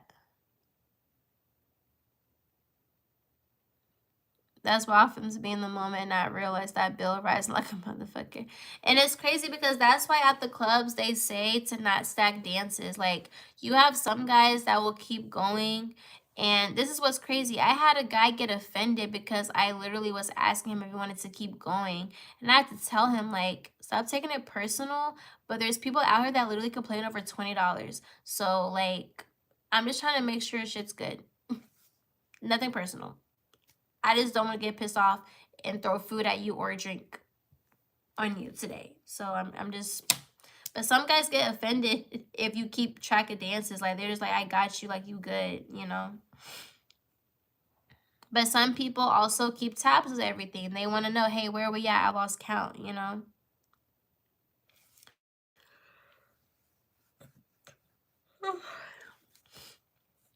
Sleep schedule is screwed.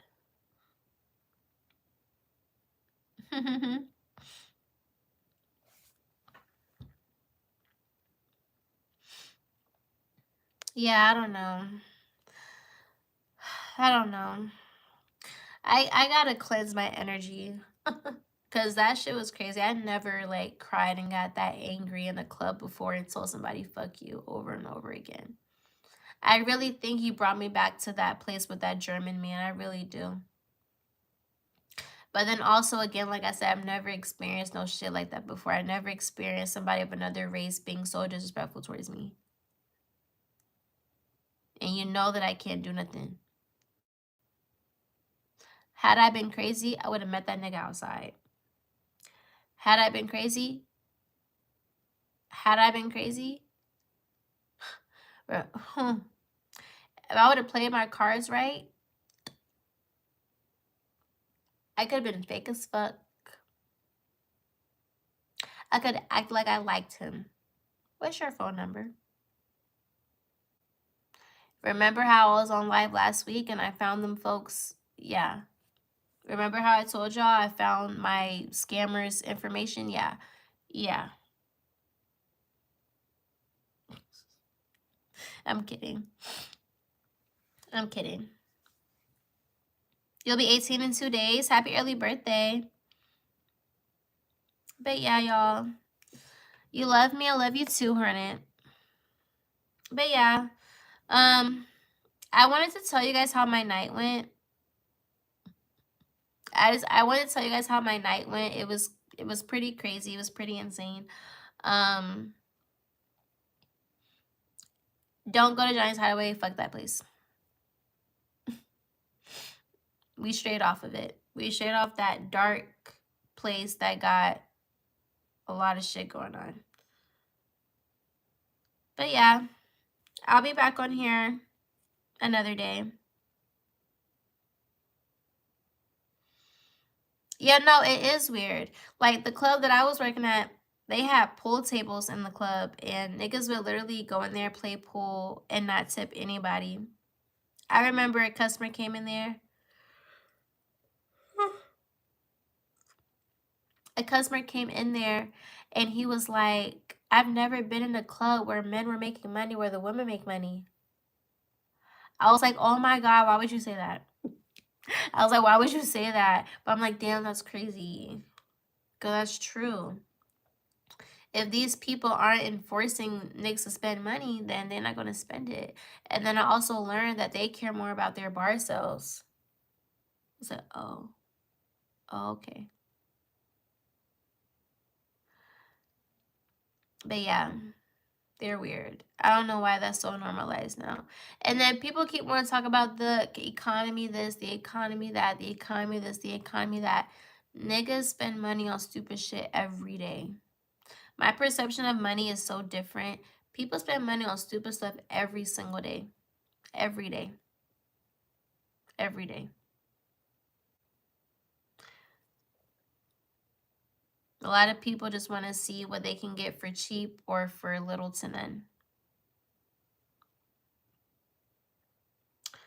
But I'm glad we all can agree to that. But I love y'all. Make sure that you guys subscribe if you haven't already. Like if you haven't already. Subscribe to Casually Me Streams if you haven't already. Follow me on Instagram at See Me Living if you haven't already.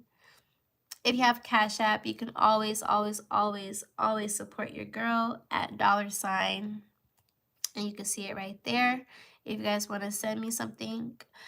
Someone sent me something on there before that was really sweet. Instagram, like I said, See Me Living. Snapchat, CJ's Dance Life. Thank you guys for hearing my story time. My story times. And yeah, I pray that tomorrow is a better day, a fruitful day. No BS. No BS. And I pray that you guys sleep really, really, really well. And dream about me.